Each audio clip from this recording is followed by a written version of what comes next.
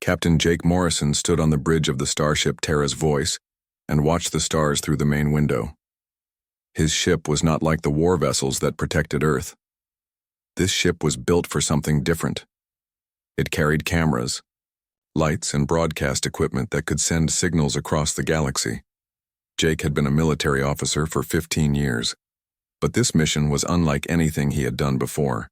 His ship was floating in space between 3 different star systems, right where alien ships could see them clearly.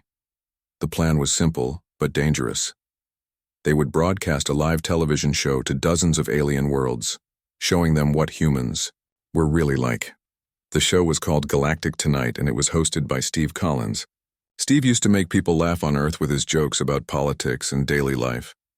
Now he was supposed to make aliens laugh too, or at least help them understand humans better.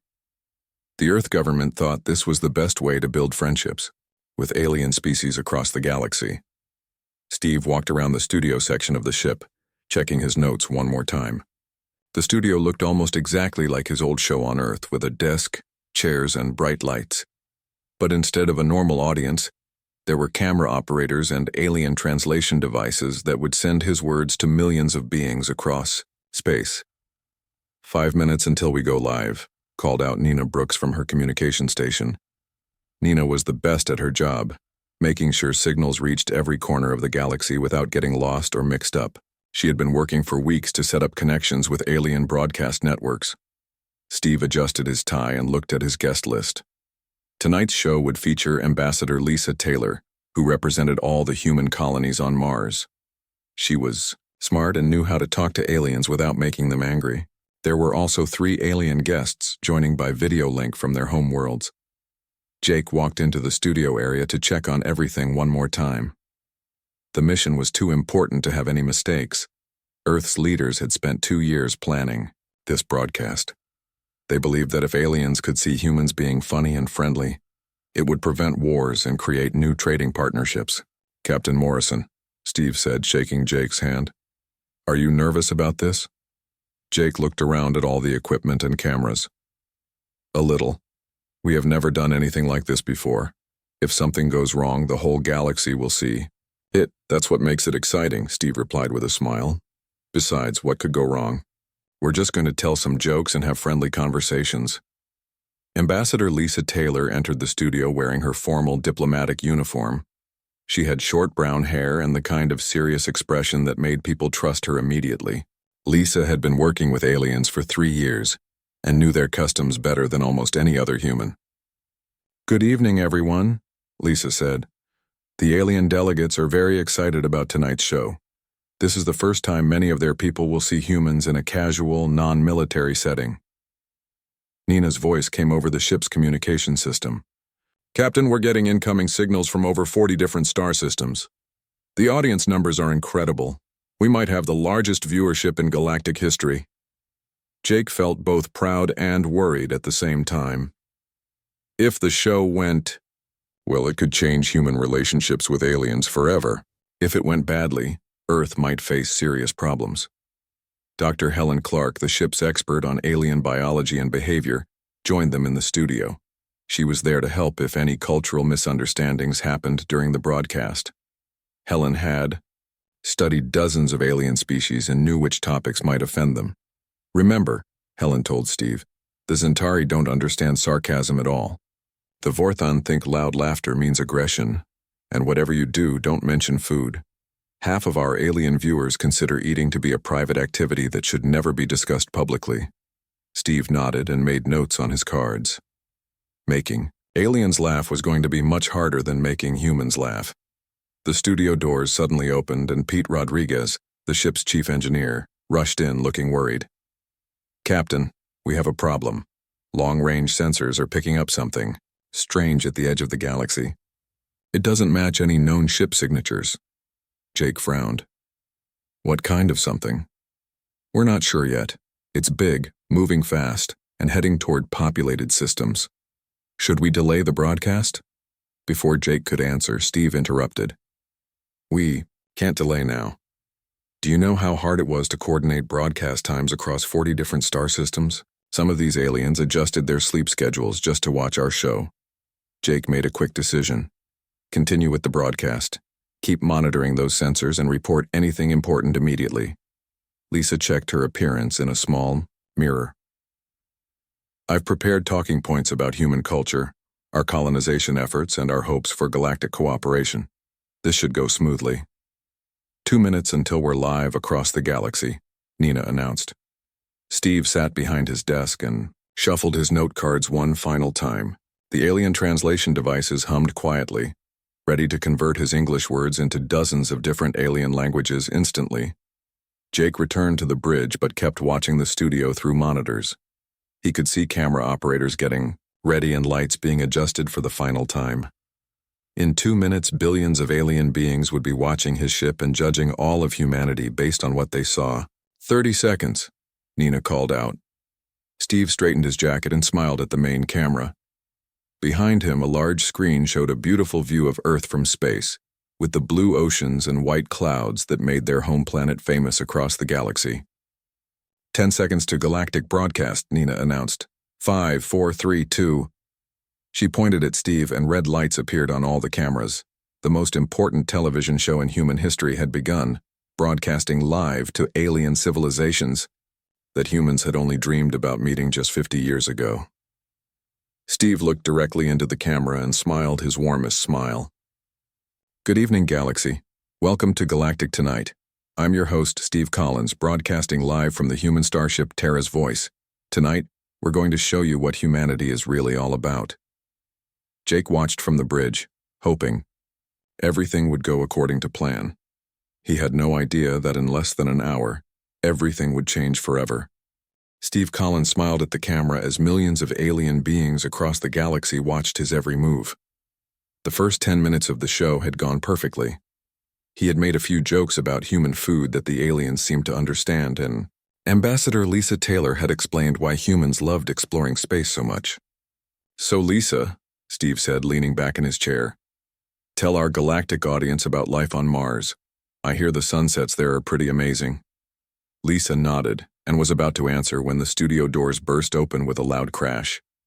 Everyone turned to see a tall man in a military uniform walking quickly toward the interview area. His face was serious and he carried a datapad in his hand. Steve looked confused. I'm sorry, folks, it looks like we have an unexpected visitor. This is live television, so anything can happen. The man was Commander Danny Foster, a war hero who had fought in 3 different battles against hostile alien forces near the outer colonies. His uniform showed many medals and his eyes looked tired, like someone who had seen too much fighting. Jake Morrison's voice came through Steve's earpiece. Steve, get him out of there. He's not supposed to be on the show. But Danny was already standing next to Steve's desk. He looked directly into the main camera and spoke in a loud, clear voice. Citizens of the galaxy, my name is Commander Danny Foster of the Human Defense Force. I need to interrupt this program because I have urgent information that could save billions of lives. Steve tried to keep smiling, but he was starting to panic. Commander Foster, this is a talk show, not a military briefing. Maybe you could come back another time when we're not broadcasting live to 40 star systems. Danny ignored him and held up his datapad. 3 days ago, our deep space monitoring stations detected something at the edge of the galaxy. It's called the Void Swarm, and it destroys every living thing in its path. The alien guests who were joining by video link from their home worlds looked surprised. One of them, a blue-skinned being called Ambassador Keth, spoke up. Commander, we have heard no reports of such a threat. Are you certain of this information? I'm completely certain, Danny said, his voice getting louder. The Void Swarm has already consumed 12 star systems in the Outer Rim. It moves faster than anything we've ever seen, and it's heading toward the core worlds where most of our civilizations live. Steve stood up and tried to get between Danny and the camera. Ladies and gentlemen of the galaxy, I apologize for this interruption. Commander Foster is clearly confused about something. Let's get back to our regular program. But Danny stepped around Steve and faced the camera again. I'm not confused. I have photos, sensor readings, and survivor reports. The Void Swarm is real, and it will reach the first major population centers in less than 2 months. Lisa Taylor looked shocked.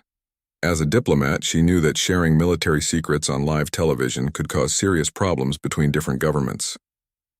Commander, perhaps this information should go through proper diplomatic channels first. There's no time for diplomatic channels, Danny said, his voice filled with frustration. While we sit here making jokes and talking about sunsets, entire worlds are being destroyed. Every minute we waste, more people die. Dr. Helen Clark had been watching from the side of the studio. She quickly walked over to Steve and whispered in his ear. The aliens are getting very uncomfortable. Some species consider military discussions during peaceful broadcasts to be a form of threat. Steve nodded and tried again to control the situation. Commander Foster, I understand you're concerned about something, but this really isn't the right place or time for this discussion. Danny turned to face Steve directly, and his expression was angry. The right place? The right time? Do you know? What the Void Swarm does to planets, it strips away the atmosphere, kills every living thing, and leaves nothing but dead rock floating in space. And you're worried about the right time to talk about it? The studio became very quiet. Even the camera operators stopped moving. Everyone could feel the tension building between the two men. Nina Brooks spoke through the ship's communication system. Captain Morrison, we're getting messages from alien governments asking if this is some kind of human military threat. They want to know if Commander Foster speaks for Earth. Jake's voice came back immediately. Tell them no, Foster is acting alone. This is not an official Earth military statement. But Danny heard the conversation through the studio speakers. Acting alone, Captain Morrison, you've seen the same reports I have. You know the Void Swarm is real. Why are you pretending it doesn't exist? Steve tried one more time to save the situation. Commander, I'm sure whatever you're worried about can be handled through the proper military channels. Right now, we're trying to build friendships with our alien neighbors. Danny looked at Steve like he couldn't believe what he was hearing. Friendships? You want to build friendships while a force of destruction is coming to kill everyone? How can you sit there making jokes when billions of lives are in danger? The alien guests on the video screens were talking quietly among themselves in their own languages. Ambassador Keth spoke up again. Commander Foster, if this threat is real, why haven't our own governments detected it? Because it moves through empty space between galaxies, Danny explained. Your sensors are focused on known shipping routes and inhabited systems.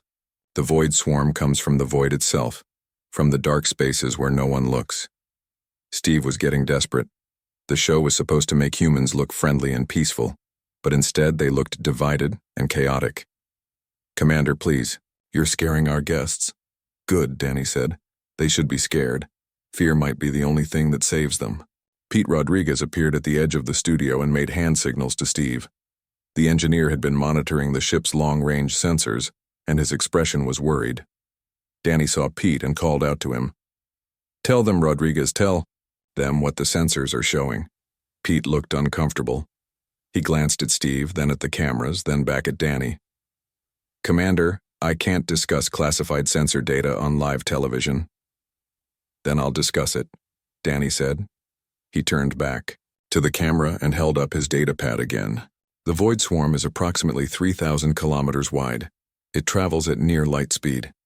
It has consumed at least 12 star systems, and possibly more. And according to our best calculations, it will reach the Centauri system in 53 days. The studio fell completely silent. Even the humming of the translation devices seemed to stop. Ambassador Lisa Taylor finally found her voice. Commander Foster, these are very serious accusations. If you're wrong, you could cause panic across the entire galaxy. Danny looked at her with sad eyes. Ambassador, I've been fighting to protect human colonies for 10 years. I've seen what happens when we ignore threats because they seem too big or too scary to believe. I would rather cause panic and save lives than stay quiet and watch everyone die. Steve knew the show was falling apart, but he didn't know how to fix it. The whole galaxy was watching humans argue with each other on live television. The tension in the studio had reached a breaking point. Steve Collins looked at the cameras, knowing that billions of alien beings were watching humans argue with each other on live television. This was supposed to be a friendly talk show, but it had turned into something much more serious. Captain Jake Morrison's voice came through the communication system, speaking directly to the studio. Security Chief Santos, please report to the studio immediately. We have a situation that needs to be handled. Maria Santos had been watching the broadcast from the security office. She was a tough woman who had served in the military for 12 years before joining the crew of Tara's Voice. Maria knew Commander Danny Foster by reputation. He was a good soldier and a brave man, but right now, he was causing problems that could hurt Earth's relationship with alien governments. Danny heard the captain's order and turned to face the cameras again. Do you see what's happening? Instead of listening to the warning, they want to remove me from the studio. This is exactly why the Void Swarm will succeed. We're more worried about looking good than staying alive. Steve tried to keep control of the situation. Ladies and gentlemen of the galaxy, we're experiencing some technical difficulties. Commander Foster is not an official representative of Earth's government, and his statements do not reflect our peaceful intentions. But Danny wasn't finished talking. He held up his datapad and showed it to the main camera. Look at these images. This used to be the Kepler 442 system.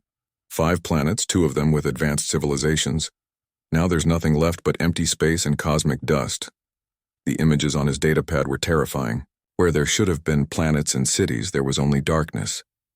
The alien guests on the video screens looked shocked. Ambassador Keth from the Zentari Federation spoke quietly to his advisors in his own language.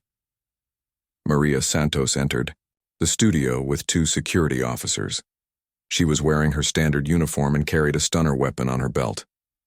Maria walked slowly toward Danny, trying not to make sudden movements that might cause more problems. Commander Foster, Maria said in a calm voice, I need you to come with me. You're disrupting an official diplomatic broadcast. Danny looked at Maria and shook his head. Chief Santos, you know me. We served together on the outer colonies. Have I ever lied to you about a military threat? Maria stopped walking. She remembered Danny from their time fighting hostile aliens near the Jupiter mining stations. He had saved her life twice during those battles. But right now, her duty was to protect the diplomatic mission. Danny, this isn't the right way to handle this information. There are proper channels for military intelligence. The proper channels will take weeks or months, Danny said, his voice getting louder. We don't have weeks or months. The Void Swarm doesn't care about our paperwork and committee meetings. Steve tried to interrupt again. Commander, please lower your voice. Our alien guests are getting very uncomfortable with this display of human conflict. Danny turned to look at the alien guests on the video screens. You should be uncomfortable. Your worlds are going to be destroyed and your governments don't even know it's coming. I'm trying to save your lives. Ambassador Lisa Taylor stood up from her chair. As a diplomat, she knew the situation was getting out of control. Commander Foster, if you have legitimate intelligence about a threat, the proper procedure is to submit it to the Galactic Defense Council through official channels. The Galactic Defense Council meets once every 6 months, Danny replied. Their next meeting is in 4 months. By then, half the galaxy will be dead. Maria Santos made a decision.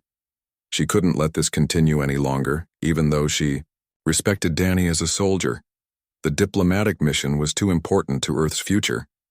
Danny, I'm sorry, but I have to ask you to leave the studio now. This is an official order from Captain Morrison. Danny looked at Maria, then at the cameras, then back at Maria. You're making a mistake, Chief. History will remember this moment as the day humanity chose politics over survival. Maybe, Maria said, but those are my orders. She motioned to her 2 security officers and they moved toward Danny from both sides. Danny didn't resist, but he continued talking to the cameras as they approached him. Citizens of the galaxy, remember what I've told you tonight. The Void Swarm is real, it's coming, and when it arrives it won't care about your diplomatic protocols or your peaceful intentions. It will only care about consuming everything in its path. The security officers reached Danny and took hold of his arms. He didn't fight them, but he kept talking as they started to escort him toward the studio doors. Check your long-range sensors, Danny called out to the cameras. Look for movement in the empty spaces between galaxies. The evidence is there if you're willing to see it. Steve Collins tried to regain control of his show. I apologize to our galactic audience for this unfortunate interruption. Commander Foster is clearly under a lot of stress, and sometimes military personnel can become confused about. I'm not confused, Danny shouted, even as the security officers pulled him toward the door. I'm the only one who's thinking clearly. While you're all sitting here pretending everything is fine, an unstoppable force of destruction is heading straight for us. Doctor. Helen Clark, who had been quiet during most of the confrontation, suddenly spoke up. Wait, Commander Foster, you mentioned survivor reports. Are you saying there are beings who have actually encountered this void swarm and lived to tell about it? Danny stopped struggling against the security officers and looked at Helen. Yes. 3 different species have sent us emergency transmissions before their worlds were destroyed. The messages are in our military database. Why haven't these reports been shared with the scientific community? Helen asked. Because they're classified, Maria Santos said. And they're going to stay classified. Danny looked frustrated. This is exactly the problem. We classify everything, even information that could save lives. The scientific community should know about the void swarm. Every government in the galaxy should know. The alien guests were talking quietly among themselves again. Ambassador Keth looked very serious. Commander Foster, if you are correct about this threat, what do you suggest we do? Danny tried to step toward the camera, but the security officers held him back. Combine your fleets. Share your technology. Build defenses around your most important worlds. And most importantly, stop wasting time on talk shows and start preparing for war. Steve Collins looked desperate. The show was supposed to make humans look peaceful and friendly, but instead they looked like a species that couldn't agree on anything important. Ladies and gentlemen, I think we need to take a short break while we sort out this misunderstanding, Steve said. But Danny had one more thing to say before the security officers removed him from the studio. This isn't a misunderstanding, this is a choice. You can choose to believe me and start preparing, or you can choose to ignore me and hope I'm wrong. But if I'm right and you do nothing, the blood of billions will be on your hands. The security officers finally succeeded in pulling Danny toward the studio doors. As they reached the exit, Danny called out one last time. Remember this day. Remember that someone tried to warn you. The studio doors closed behind them, leaving Steve Collins alone with his guests and cameras. The most important television show in human history had just become a disaster that the entire galaxy had witnessed. The studio fell silent after Commander Danny Foster was removed. Steve Collins sat behind his desk, looking at the cameras and trying to figure out how to save the show. The alien guests on the video screens were talking quietly among themselves, in their own languages, and their expressions showed confusion and concern. Captain Jake Morrison watched from the bridge as his diplomatic mission fell apart. The communication board was lighting up with incoming messages from dozens of alien governments. Nina Brooks looked overwhelmed as she tried to handle all the signals coming in at once. Captain, Nina said, we're getting emergency communications from the Zentari Federation, the Vorthan Empire, and at least 20 other governments. They all want to know the same thing. Does Commander Foster speak for Earth? Jake rubbed his forehead. This was exactly what he had been afraid of. Tell them no. Foster was acting without authorization. His statements do not represent Earth's official position. But even as Jake said those words, he wondered if they were true. Foster had mentioned classified reports and sensor data. If the void swarm was real, then Foster might be the only person brave enough to warn everyone about it. Back in the studio, Steve Collins tried to continue the show. I apologize again to our galactic audience for that interruption. Let's get back to our scheduled program. Ambassador Taylor, you were telling us about life on Mars. But Ambassador Lisa Taylor looked uncomfortable. As a diplomat, she could see that the damage was already done. Steve, I think we need to address what just happened. Our alien friends deserve an explanation. Ambassador Keth from the Zentari Federation spoke up from his video screen. Humans of Earth, we are confused by what we have witnessed. Your military officer seemed very concerned about a threat to all our worlds. Is this threat real, or was he mistaken? Steve looked at Lisa, hoping she would answer the question, but Lisa shook her head slightly. She couldn't discuss classified military information on live television. Ambassador Keth, Steve said carefully.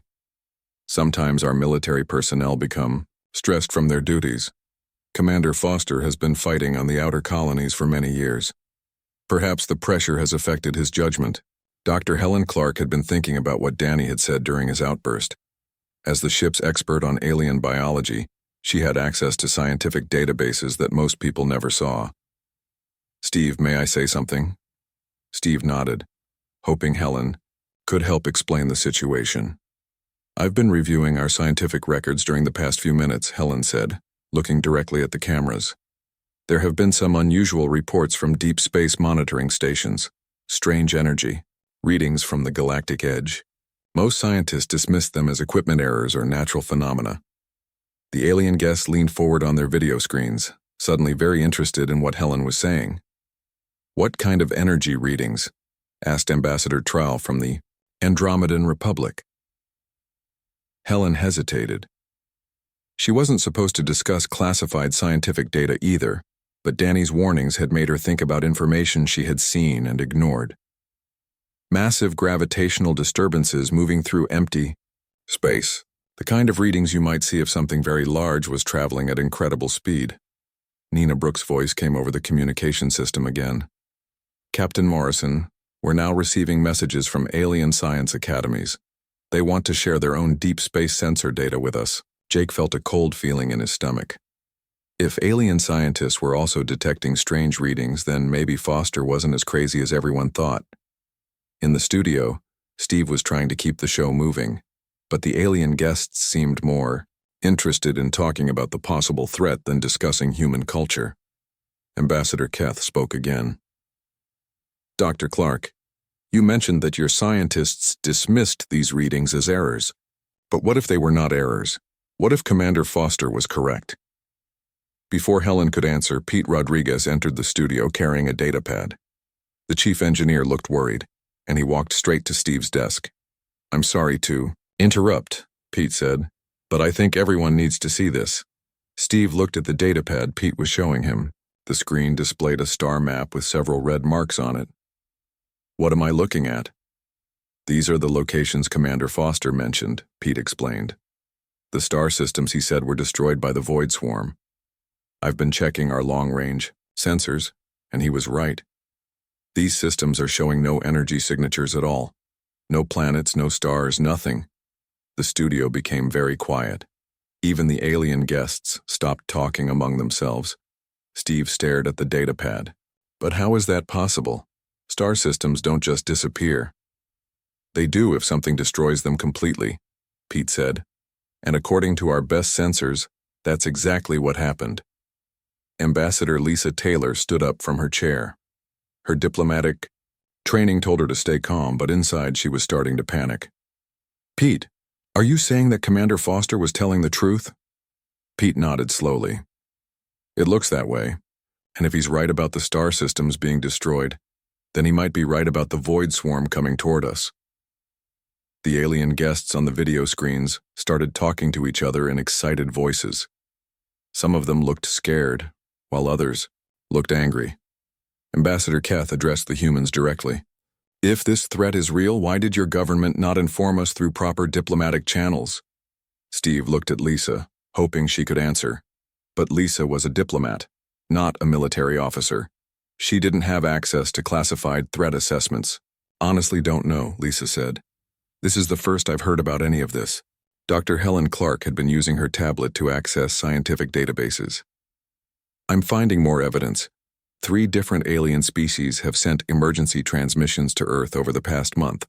All of them mentioned something destroying their home systems."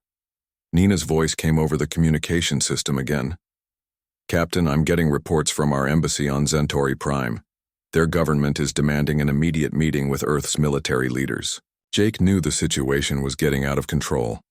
What had started as a friendly talk show was turning into a galactic crisis. On the video screens, the alien guests were having heated discussions. Some of them looked like they were ending their transmissions and leaving the show. Ambassador Trowell from the Andromedan Republic spoke in an angry voice. "Humans, if you knew about this threat and chose not to warn us, this could be considered an act of aggression." Steve held up his hands. "Please, Ambassador Trowell, we didn't know. Our own government seems to have kept this information classified. Then, your government is either incompetent or dangerous, said another alien guest. Either way, we cannot trust you. One by one, the alien guests began ending their video connections. Within minutes, only Ambassador Keth remained on screen. Humans, Keth said sadly, your species has shown us something very troubling today. You knew about a threat to all our worlds, but you chose to keep it secret while hosting a friendly talk show. This makes us question everything we thought we knew about your people. Before Steve could respond, Keth's video screen went dark. The studio was now empty except for the human crew members. The most watched television show in galactic history had become a disaster that might have destroyed Earth's relationship with every alien civilization in the galaxy. But somewhere in the ship's detention area, Commander Danny Foster was probably feeling relieved. His warning had finally been heard, even if it had cost humanity dearly. 3 days had passed since the disastrous broadcast that the galaxy now called the Colbert incident. Captain Jake Morrison sat in his ready room, reading reports from Earth Command. The messages were not good. 17 alien governments had cut off diplomatic relations with Earth. Trade agreements worth billions of credits had been canceled. And worst of all, several alien species were moving their military fleets into defensive positions, treating humanity as a potential threat. But there was other news too, news that changed everything. Commander Danny Foster sat across from Jake's desk. The detention cell had been his home for 3 days, but now he was free. His hands were no longer bound, and his military rank had been restored. In fact, Earth Command had promoted him to full colonel and given him emergency powers to coordinate the defense against the Void Swarm. Colonel Foster, Jake said, using Danny's new rank. I owe you an apology. The long-range sensor data from our deep space stations confirms everything you said. The Void Swarm is real and it's heading toward the core systems faster than we initially calculated. Danny nodded but didn't look happy about being right. How much time do we have? 37 days until it reaches the Centauri system. 42 days until it reaches Earth. The two men sat in silence for a moment thinking about what those numbers meant. Billions of people lived in the systems that would be destroyed first, and if the Void Swarm couldn't be stopped, every civilization in the galaxy would eventually face the same fate. What about the alien governments? Danny asked. Are they willing to work with us now that they know the threat is real? Jake pulled up a communication report on his screen. It's complicated. Some of them are angry that we kept the information secret. Others are scared and don't trust anyone, but a few are starting to listen. Which ones? The Centauri Federation has agreed to share their fleet coordination data. The Andromedan Republic is offering their advanced shield technology. And surprisingly, the Vorthan Empire wants to meet with you personally. Danny raised his eyebrows. The Vorthan were known for being very formal and traditional. They didn't usually want to meet with humans who had caused diplomatic incidents. Why do they want to meet with me? Jake smiled for the first time in days. Because they respect what you did. In Vorthan culture, a warrior who risks everything to warn others about danger is considered a hero. They're calling you the truth speaker and want you to lead the military coordination effort. Meanwhile, in the broadcast studio that had caused so much trouble, Steve Collins was preparing for another show. But this time everything was different. Instead of entertainment, his show had become a war coordination broadcast. Military officers from different species appeared on video screens, sharing intelligence and planning defensive strategies. Steve looked into the camera, but his expression was serious now instead of cheerful. Good evening, Galaxy. This is Steve Collins broadcasting from the human vessel Terra's Voice. Tonight, we're not here to tell jokes or discuss culture. We're here to coordinate the defense of every living world in our galaxy. Dr. Helen Clark sat at a new desk that had been added to the studio. She was now the chief science advisor for the galactic defense effort. Her job was to analyze everything they knew about the Void Swarm and figure out how to stop it. Dr. Clark, Steve said, what have you learned about our enemy? Helen looked at her notes. The Void Swarm appears to be a collective organism made up of billions of smaller creatures. It travels through space by consuming matter and converting it into energy for propulsion. When it encounters a star system, it strips away everything. Planets, asteroids, even the stars themselves. The video screens around the studio showed alien military commanders listening carefully to Helen's words. These were the representatives of species that had initially walked away from the humans after the first broadcast disaster. "Is there any way to communicate with it?" asked General Vex from the Andromedan Republic. Helen shook her head. "Our analysis suggests it's not intelligent in a way we would understand. It's more like a natural disaster that happens to be alive. A cosmic force that exists only to consume and grow." Ambassador Lisa Taylor had also returned to the show, but now she wore a military uniform instead of diplomatic clothes. Earth Command had given her the job of coordinating with alien governments and convincing them to join the defense effort. "Ambassador Taylor," Steve said, "how many species have agreed to work with us?" Lisa looked at her datapad. "As of this morning, 14 different governments have committed military forces to the defense fleet. The Zentauri are providing 12 battle cruisers. The Andromans are bringing their experimental weapon platforms, and the Vorthon Empire is offering their entire 4th fleet." Pete Rodriguez entered the studio carrying a large device that looked like a combination of human and alien technology. He had been working day and night with engineers from multiple species to develop new weapons that might be effective against the Void Swarm. "Pete," Steve said, "show our audience what you've been working on." Pete held up the device, which glowed with blue and green lights. "This is a gravitational disruptor bomb. It combines human fusion technology with Zentauri gravitational manipulation and Andromedan energy focusing systems. The theory is that we can create artificial black holes to trap parts of the Void Swarm." "Will it work?" asked Commander Vol from the Vorthon Empire, speaking from his video screen. Pete looked uncertain. "We don't know. We've never tested it against anything like the Void Swarm, but it's our best hope right now." Nina Brooks had been coordinating communications between hundreds of different military units across the galaxy. Her job had changed, from entertainment broadcasting to military command and control. "Steve," Nina said, "we're getting reports from the advanced scout ships. The Void Swarm has just entered the outer edge of inhabited space. The colony on Kepler 438b is requesting immediate evacuation." Steve nodded gravely. "How many people?" 2 million humans and 500,000 Zentauri workers." The numbers were staggering. Even if they could evacuate everyone, where would they go? The Void Swarm was heading toward all the major population centers. Colonel Danny Foster appeared on one of the video screens, broadcasting from the command ship of the newly formed Galactic Defense Fleet. He wore the uniform of his new rank, but his expression was still serious and determined. "Citizens of the galaxy," Danny said, "this is Colonel Foster speaking from the front lines. I want you to know that representatives from 23 different species are working together right now to stop this threat. We have the largest military alliance in galactic history." Steve felt proud hearing those words. The broadcast disaster that had seemed to destroy everything had actually brought the galaxy together in a way that peaceful diplomacy never could have. "Colonel," Steve said, "what do you need from the civilian populations?" "Stay calm. Follow evacuation orders if they come. And remember that we're all in this together now.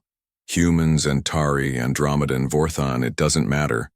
The Void Swarm doesn't care about our differences, and neither should we." Dr. Helen Clark looked up from her analysis reports. "Colonel Foster, I have new information about the swarm's movement patterns. It's not heading directly toward the core systems anymore. It seems to be changing course toward areas with higher population density." Danny's expression became even more serious. "You're saying it can detect where the most people live?" "That's exactly what I'm saying. Which means our evacuation efforts might actually be making things worse by concentrating people in fewer locations." The studio fell silent as everyone realized what this meant. They weren't just fighting a mindless force of destruction. They were fighting something that could adapt and hunt. Steve looked into the camera, knowing that billions of people across the galaxy were watching and waiting for hope. "We'll figure this out," he said simply.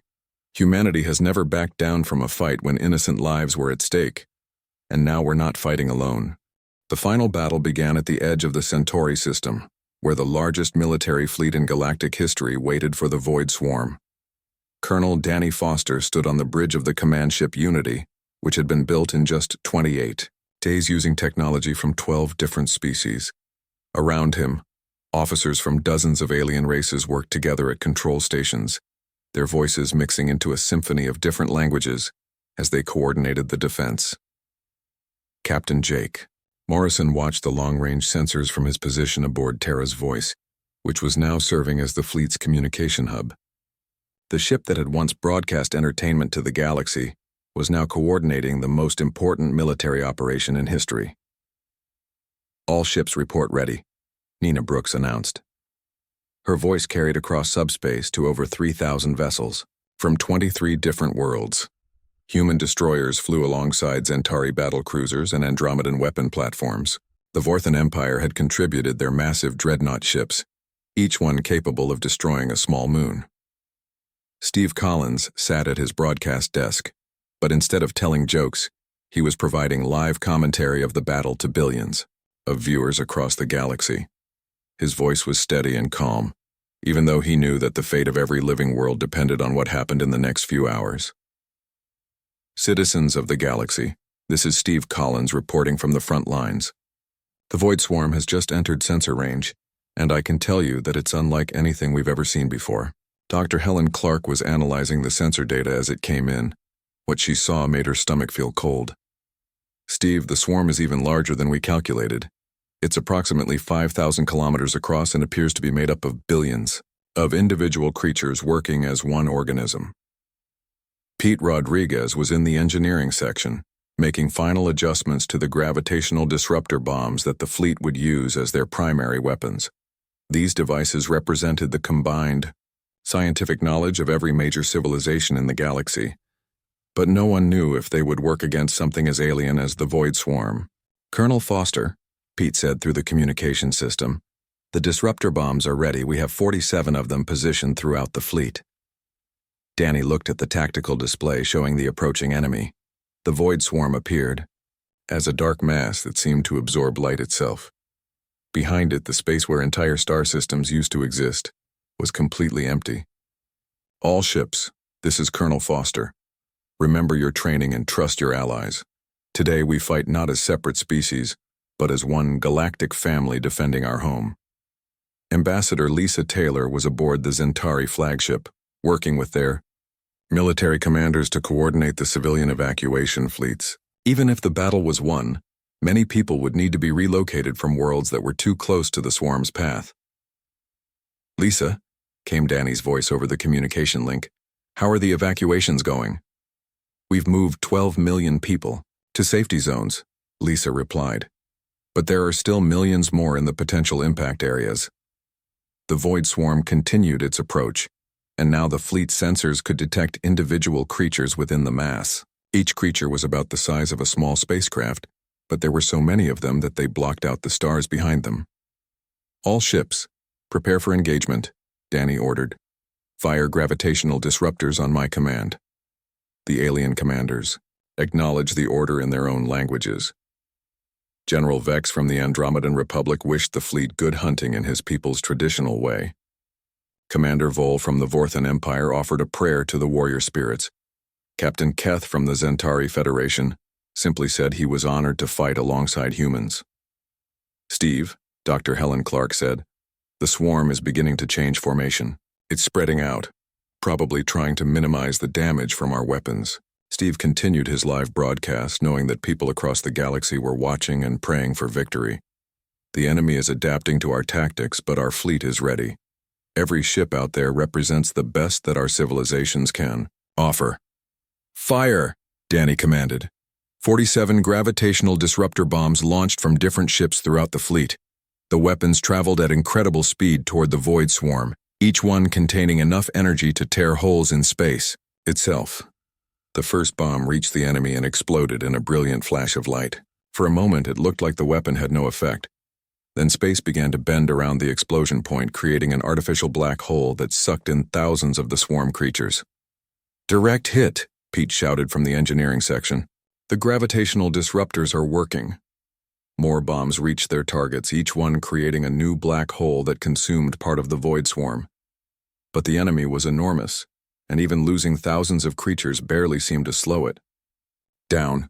All ships engage with conventional weapons, Danny ordered. Pour everything we have into that thing. The galactic fleet opened fire with energy beams, missile weapons, and exotic alien technologies that most humans had never seen before. The space between the fleet and the void swarm, filled with brilliant lights and explosions. The swarm fought back, sending streams of its creatures toward the Allied ships. Several vessels were overwhelmed and consumed, their crews disappearing into the dark mass of the enemy.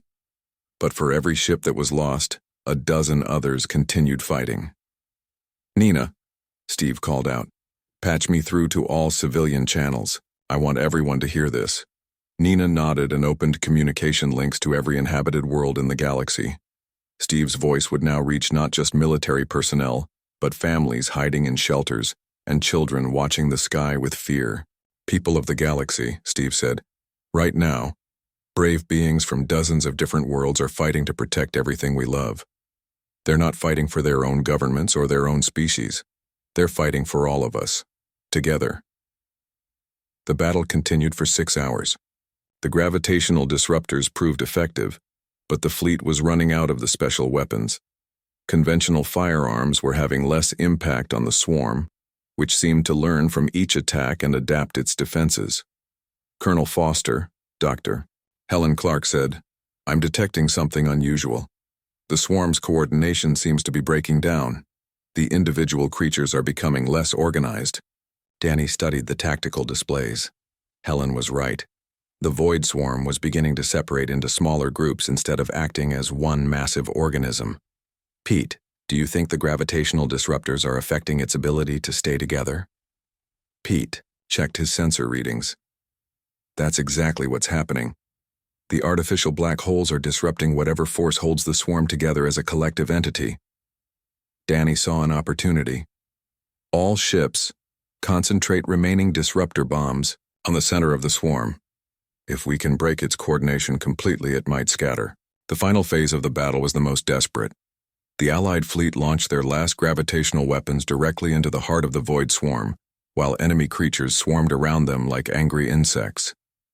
The Terra's voice shook as several swarm creatures attached themselves to its hull, but Maria Santos led security teams in hand-to-hand combat to drive them off. Even the talk show host Steve Collins picked up a weapon and fought to defend his broadcast equipment. When the last gravitational disruptor exploded, something amazing happened. The void swarm suddenly stopped moving forward. The billions of creatures that had acted as one organism began flying in different directions, confused and uncoordinated. "It's working," Helen shouted. "The swarm is breaking apart." Within hours, what had been an unstoppable force of destruction became scattered groups of individual creatures that posed no threat to populated worlds. The Galactic Defense Fleet had won the most important victory in the history of civilization. Steve Collins looked into his camera one final time. "Citizens of the galaxy, the threat is over. The void swarm has been defeated, and we did it together, as one people defending our shared home among the stars." Years later, military academies across the galaxy would study the Battle of Centauri as the perfect example of how different species could work together. But they would also study the broadcast that started it all, when one human refused to stay, quiet about a threat that everyone else wanted to ignore. Colonel Danny Foster became the first human to serve as Supreme Commander of Galactic Defense. Steve Collins continued broadcasting, but now his show focused on bringing different species together rather than just entertainment. The incident that had seemed like a disaster became the foundation for the strongest alliance the galaxy had ever known. And whenever young officers asked how the Great Alliance began, their teachers would tell them about the night when a talk show went wrong, and humanity showed the galaxy what it truly meant to put survival above politics.